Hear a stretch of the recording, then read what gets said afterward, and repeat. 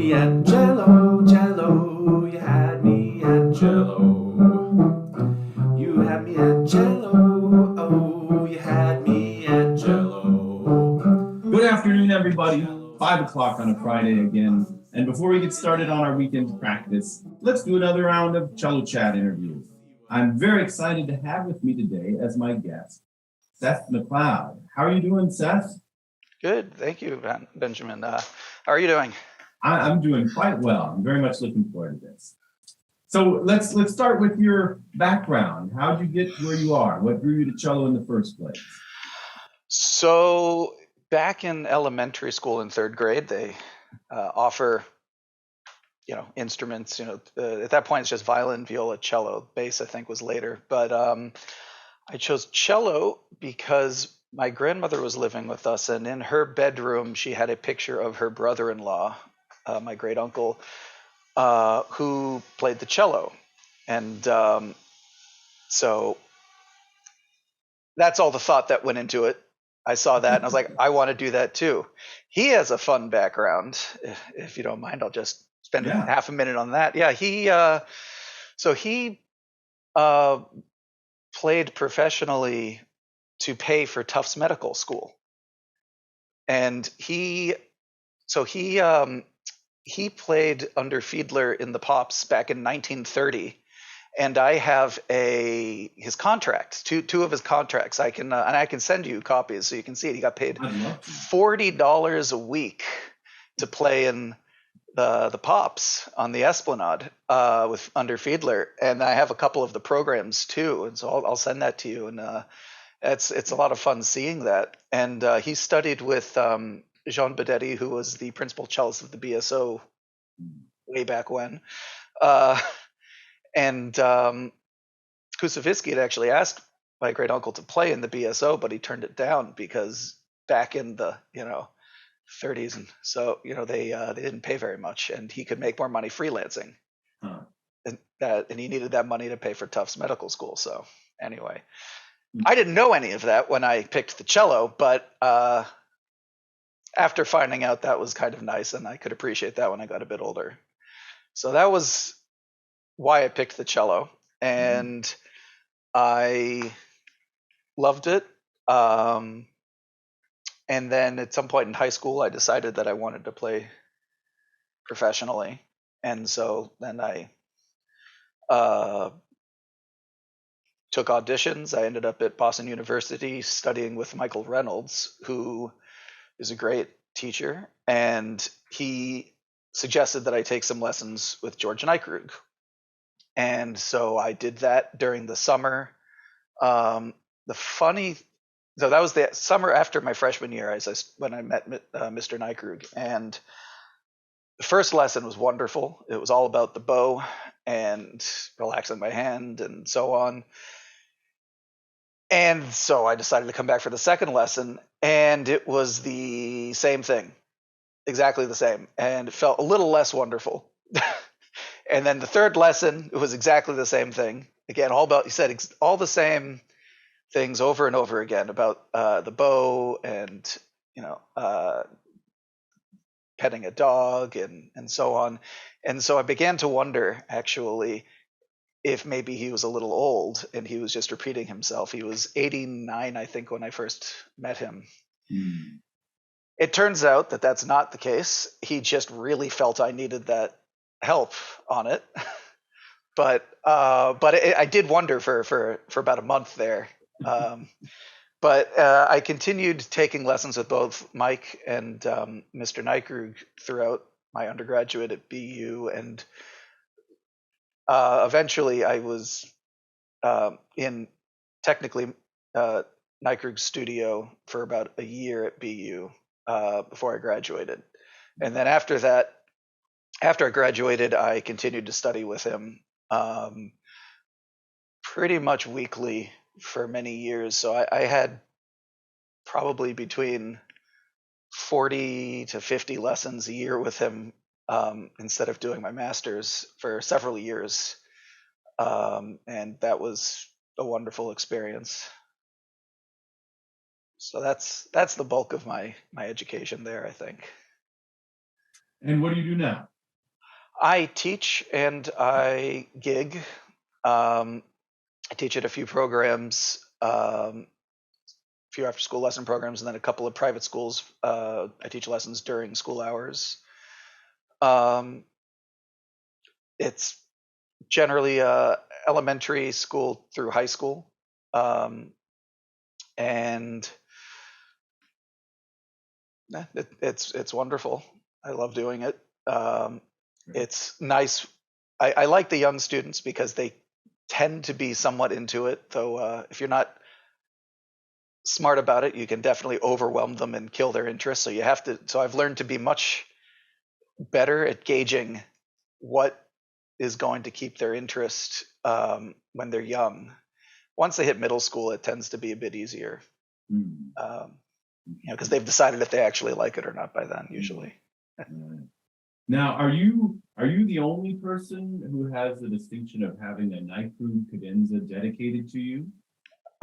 Yes, and so That's very cool. Yeah. So basically, he wrote that many years ago, and he performed it. But when I say wrote it, he never actually wrote it down, and it was all from memory, and so it wasn't always exactly the same when he performed it. So he performed it a few times.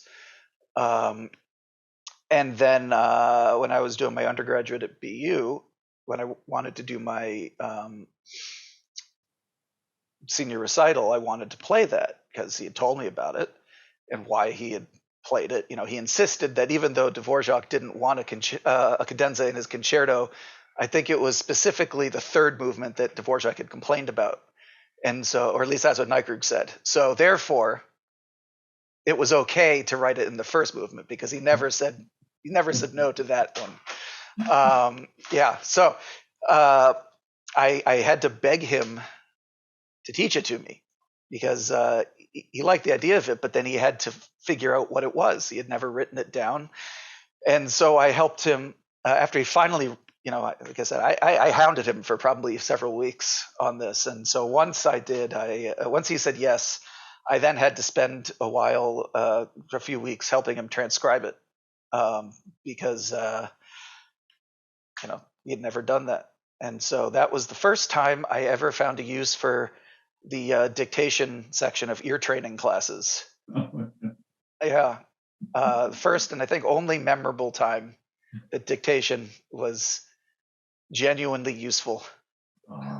Yeah. And took a long time, but we got it all down. I have a copy. And I meant to get it printed, but I didn't manage to get it printed before he passed, so I haven't gotten around to it. But at some point I will, because I think people would really love to see it and give it a shot. For sure. Yeah. Now I want to come back to other things that are going to, I think, continue to tie in a bit with Mike Reynoldsand George Neikrug.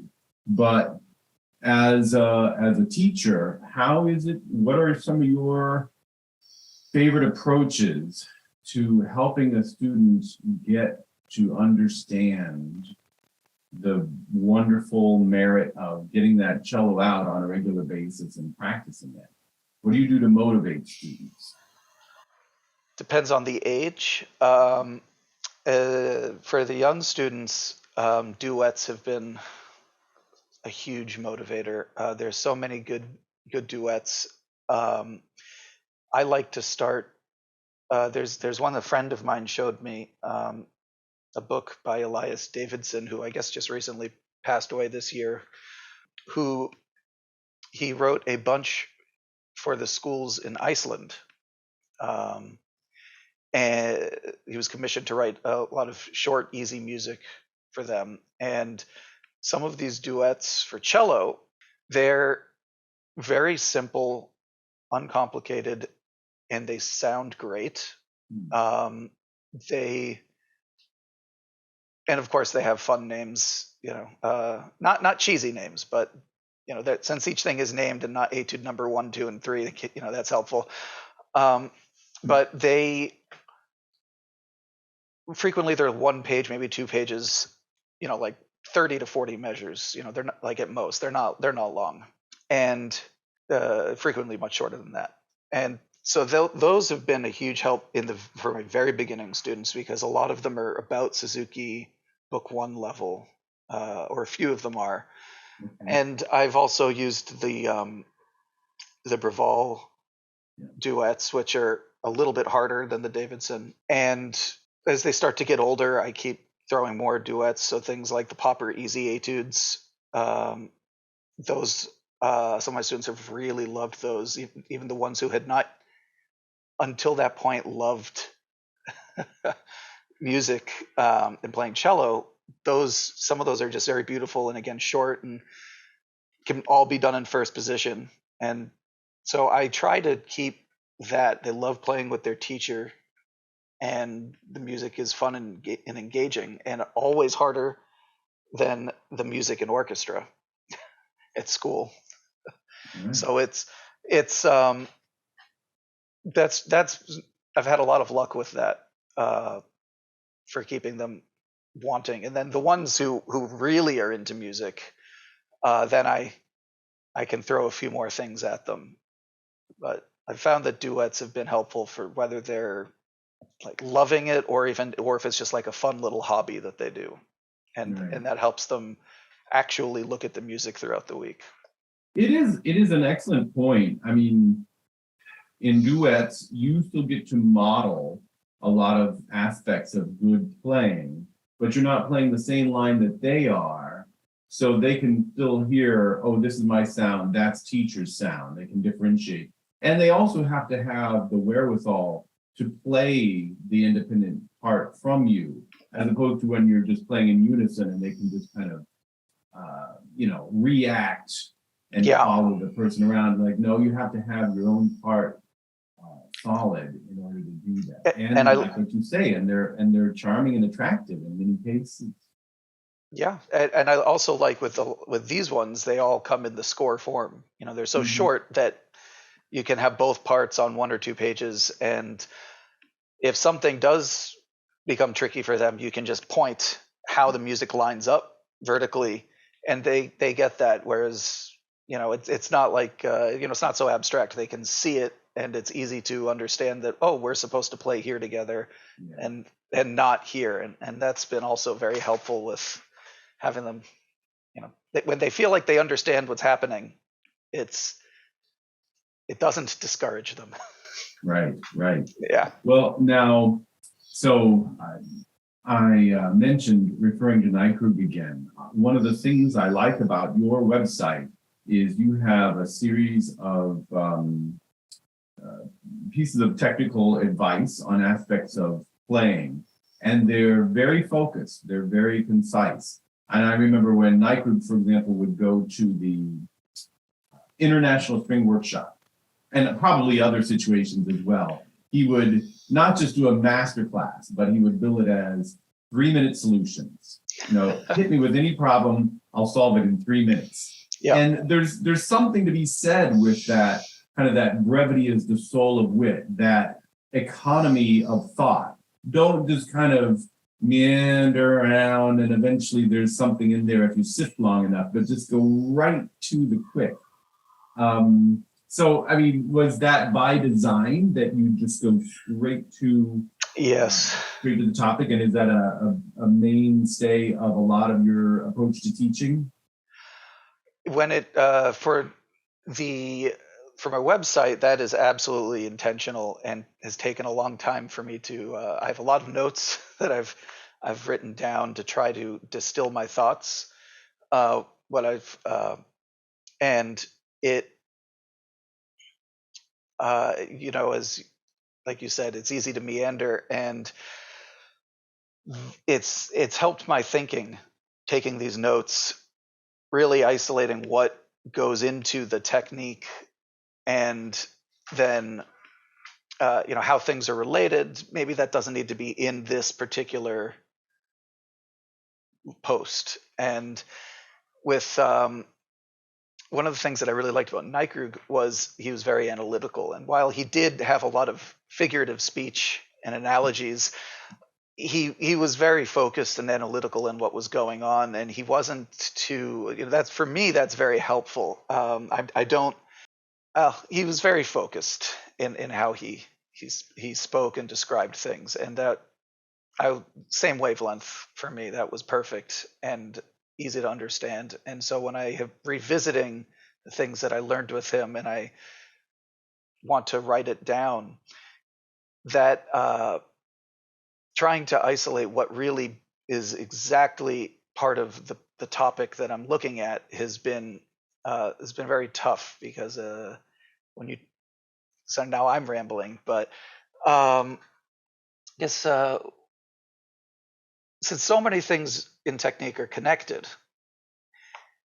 it's easy to get distracted from what you're maybe like your the angle of your hand versus the height of your elbow and so on. You want to talk about everything, but they're not always immediately relevant to what you want to focus on. And so that's been a huge challenge, trying to distill that. And I'm trying to continue with it, but I took quite a break this summer from all things music. Yeah, it is a good point. And I remember how, pardon me, it seems like maybe that was one of the gaps he was trying to bridge a little bit, about the fact that, wait, we're talking about this, and now you've shifted, and we're going to have to talk about this. And he would go, Rule 38C, and it was kind of like the way to say, now these things, this is a subset of this other thing. We didn't have to say it in a ton of words. You just could tell, oh, okay, now we're moving into related territory. I thought it was very special to work with you and Mike Reynolds and several others on the article that you put together for this grad. Now, another thing, not only did I like the style of writing for your teaching points on your website, but also in your playing. I think there are a number of people who did record themselves playing during the COVID years, for example, and you had a living room concert in which you sound great. I really liked it. And you also demonstrate a number of aspects, some of which were quite noticeable in terms of the kind of the Neikrug technique approach, and some were more subtle, but they all came together, I thought, really well in some not easy pieces, the Casado and the Kadai, and you just played them back to back with a lot of musicality and beautiful sound. So I want to give you that thought, but also, did you get anything in particular out of that very different time when a lot of us kind of had to either up our technology chops or just record ourselves and listen to ourselves, or focus on the unaccompanied music more? What do you take away from that? Well, that was a hard program to prepare for, because when you're doing all unaccompanied, that is, it's all on you. And I'd been trying right before the pandemic. I was trying to prepare a few recitals, like sonatas and short pieces, and then just as those are kind of getting ready to start sharing, then the lockdown happens, and so I had to go from all of that hard work I had done to now I need to reset and start preparing. Well, I didn't decide to do that originally, but then when I was asked to do that to help promote one of the orchestras I play in, that I then had to really pick the music that was all unaccompanied, and then get my mind reoriented for just straight through hard things. Before that, one of the things I'd done to stay in shape that I'm very happy about have done is one of my cello friends, we played for each other every week on Zoom. And so we picked we were originally going to do all of the Popper etudes. I was going to work from the beginning of the book to the end. He was going to work from the back to the front. And we were doing great with that. And several weeks in, he got bored of it and didn't want to do it anymore. And so he switched. So one week he played off the entire Barber Concerto for me instead. Yeah. So I kept with the Popper, and he just went straight to the concertos. But doing that every week really kept me focused on still practicing and preparing and staying in shape. And again, since it was all really stuff that's unaccompanied because they're etudes, that helped a lot for when I did start to prepare for the recital, which I'm not sure if I have a lot of unique insight into preparing for an unaccompanied recital, but fortunately I wasn't totally out of shape by the time that that came around, after having done at that point I think I'd done like half of the Popper etudes for my friend. Nice. By that point, so that helped. Well, have you gotten, or will you get a chance to play the sonatas and other pieces that you had been preparing in 2019?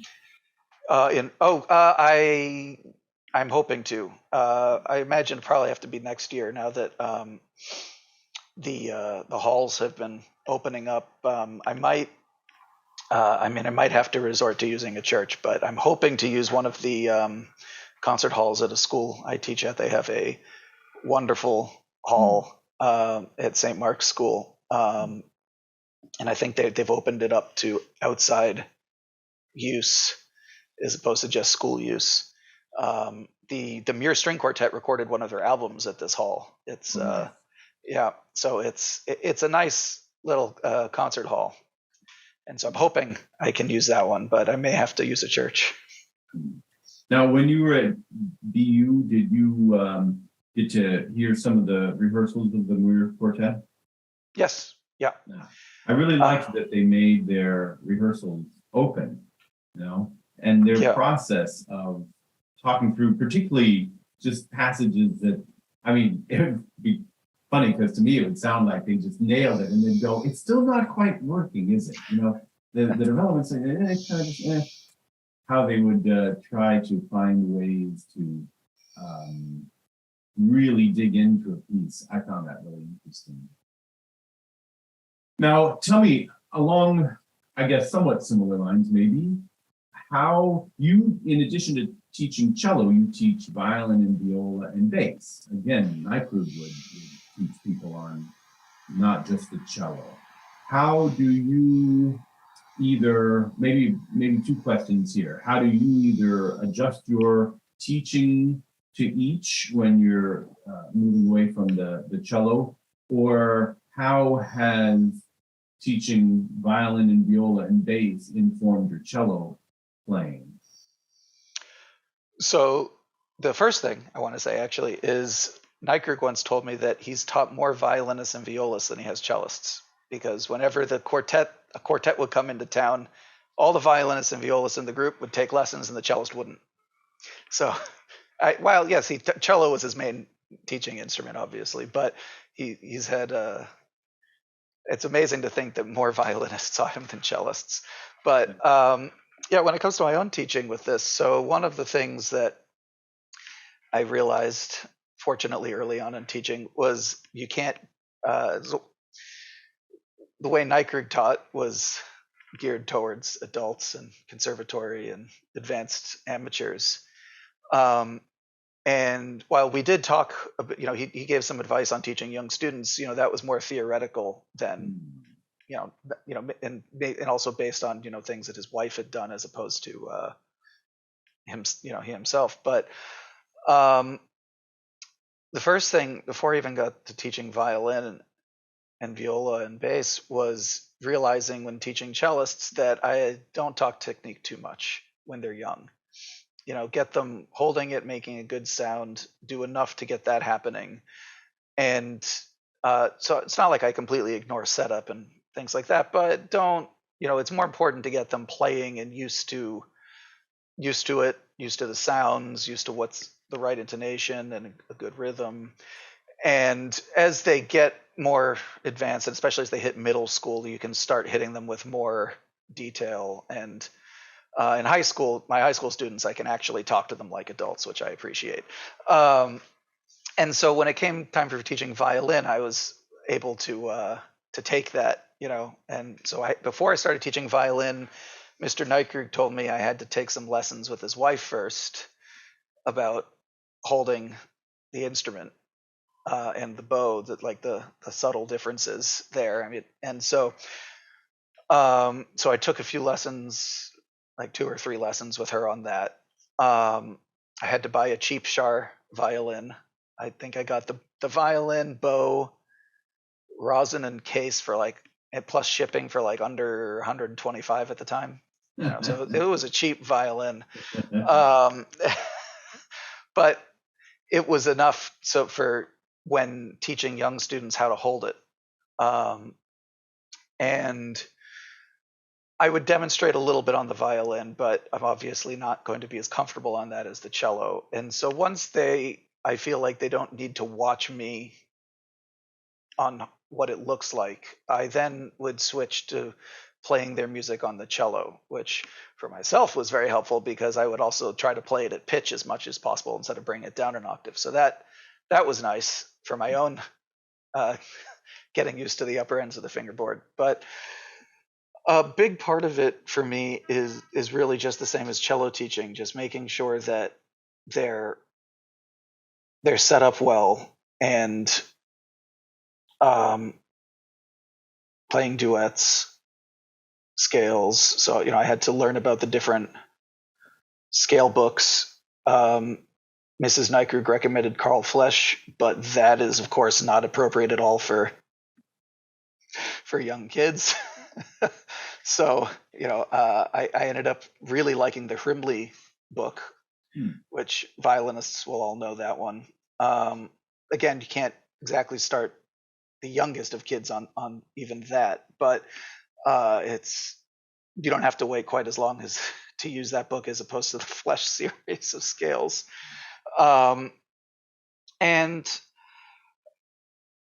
I just structured it a lot like the same as my cello lessons. I had to relearn fingerings to read violin music and picture what their fingerings would be and what their shifting would look like. But again, a lot of that is remarkably similar to just thumb position. Yes. So it took a little practice, but wasn't too bad. So the biggest thing was, Mrs. Neikrug had me learn how to hold the violin without the shoulder rest. So naturally, anytime one of my friends heard that that's what I was teaching violin students, they got annoyed with me because I guess the shoulder rest is very popular. But use a sponge or a cloth to help out with the kids. But yeah, it ends up being very similar to how I teach cello. All right. Well, what about other performances and projects coming down the pipe for you? So for projects, this one is, I have so many that I try to work on for my website and for my YouTube channel. And this summer I did absolutely nothing. So, because I was so burnt out from after the lockdown and everybody wanted concerts and teaching and everything that I needed to take a bit of a break. But I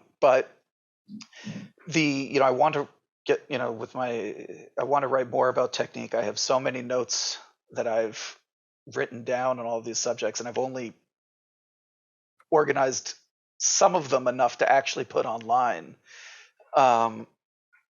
And I would like to do more of that. And that's something that I mean, now that the summer's over and I'm back in cello mode, I'm going to be getting back to that. I also took on a large project. I don't know if you saw it, but trying to learn the Paganini Violin Concerto. It's going to be a very long work in progress. Mr. Neikrug said he did it in a year. I'm going to take much longer than that. I don't know if he did the whole concerto or not, because I don't think there are any recordings of him doing it from when he was young. The only video that is online is from when he's in his 80s doing just the Sore cadenza. But I imagine if he can play the Sore cadenza, he could have played the whole concerto. But yes, he spent a year on it and performed it. But I don't have the same ability and dedication to that he had. But that's a fun one where I've been uploading videos of practicing, not just the successful clips, but really just literally it's like 30 minutes, 45 minutes, whatever videos of I'm sitting there and I'm actually just practicing. I'm not talking. There's no, and so I've been using a lot of the practice techniques that I learned from Mr. Neikrug, and then what I do is I try to write a blog post about it, so to accompany that, because like I said, it's literally a practice video. I'm not trying to speak during it at all. So that's something I'll have to, I'll be getting back to doing now that I'm rested. And there's a couple other teaching projects that I again want to put online. One is that I've been working on and I'm taking notes on so I can actually just take the videos now, is the Sevcik Theme and Variations, the Boeing book. Because I love using that with my students. And I've got a pretty good rhythm on how I give the explanation for each one now. So I would like to sit down and demonstrate and record it now that I've done that. And so that's for the teaching projects, which has actually become a passion of mine. For the performances, mostly this season, it's just going to be doing, at least for the next few months, it's just the concerts in the area for the orchestras, and I'd like to get back to my recital, that I had been working on, and hopefully in 2023 at this point. One of these days, yeah. Yeah. Well, I like even the idea of modeling practicing, because it is interesting. Sometimes we can verbally tell a student, do this many times, or until this occurs, and then start to do this, but watch out for that. But to actually, for them to just see somebody hit that stumbling block of some sort and get to work on it a little bit, and then get the running start, and then bake it into the rest of the passage. I mean, it's picture is worth 1,000 words. You can absolutely watch me struggle at at some of that. Just a couple of the harder things were the fingered thirds, which I did get up to a successful run, and then also. It's too fast to see the fingerings, but I have to switch from doing the normal fingering. As I get back down, I have to go to it's 1-3 thumb 4, and then eventually at the end, it's keeping the thumb and switching fingers like this.